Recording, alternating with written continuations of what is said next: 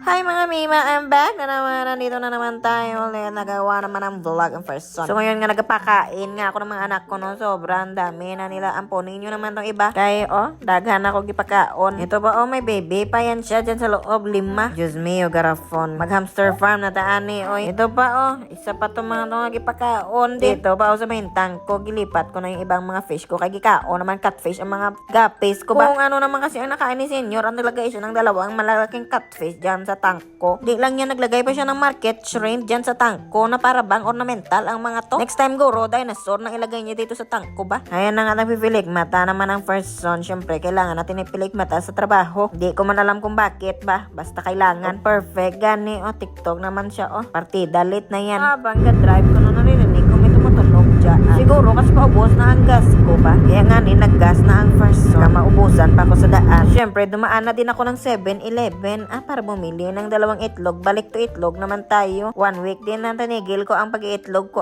kay para feeling ko magaboil naman ang kilikili ko. Syempre adi man natin lalampasan itong vitamin C natin. Kailangan ito everyday at para masipag tayo matrabaho. So habang nagadrive ako gantok talaga ang first son. So nag-inom muna ng cafe ang first son habang naka-stoplight. Baka mamaya bigla na tayo babangga dyan. So yan na nga maulan naman ang morning natin. Totoo na ba ito na rainy season? Baka naman ngayon lang umaga to. Baka mamaya naman ang iniinit na naman. So yan na nga nakarating naman ang first son sa school. Syempre sip-sip naman ang kape. Di man ako na late. Sakto-sakto lang man. Syempre bago man ko bababa na sa sasakyan. Marami pa akong orasyon. Kaya mga 15 minutes pa siguro ako dyan. So syempre kaya ang unang gagawin natin kay kakaon tag-itlog. Pero parang dito ko na nafe-feel ang pagkasawa sa itlog ba. Parang di na ako happy na makita ang itlog. So after ko magkain, syempre nagpainom naman ko og milk sa mga bata. Yan yung free milk na sinasabi ko na galing sa gobyerno. Ganyan pag mga public school dito sa Thailand. Kaya malalaki jud ang mga estudyante dito pag high school na sila kaya tatangkad na nila. Syempre ato na po sa atong first period dito sa Thai program. Nga man parang walang energy si teacher So ang next po nga klase nako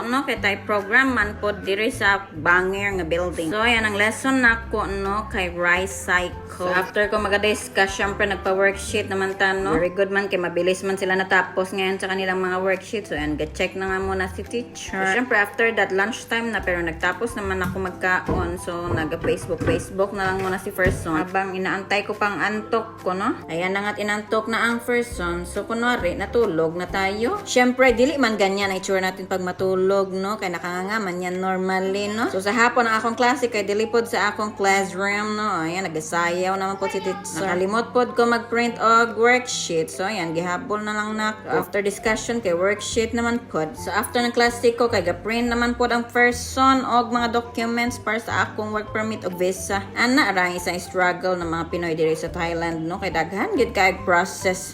Kala mo talaga kung anong gipirmahan ni. Siyempre lahat ng documents kailangan pirmahan pod. Napagod ko magpirma. So ayan mag-vitamin C mo na ang first son. Grabe kay naubos gid nako ng large nga vitamin C karon nga adlaw Dahil malapit na nga din ang 4:30 kay naglinis naman po ang mga first son Ayan na nga gauli na ang first son kay naapatay side hustle. Init gid kaayo dyan kanindot og view pero init gid kaayo na dyan. Siyempre kasad hustle man para naatay pag-order og Lazada. So yan ang akong mga gituro mga English conversation, English statements, mga ganor na magamit nila sa kanilang daily conversation. After anak kay mommy duty yun. Bantayan ang anak. Bagong gupit na siya karon kay gikuha na siya og neighbor kanina tapos gipagupitan nila. Perfect gid kaayo ning bata ba. Pogi man yan nagmana sa mama. Char. Hanggang dito na lang muna ang vlog natin kay magmama duty pagyud ko. Bye yours.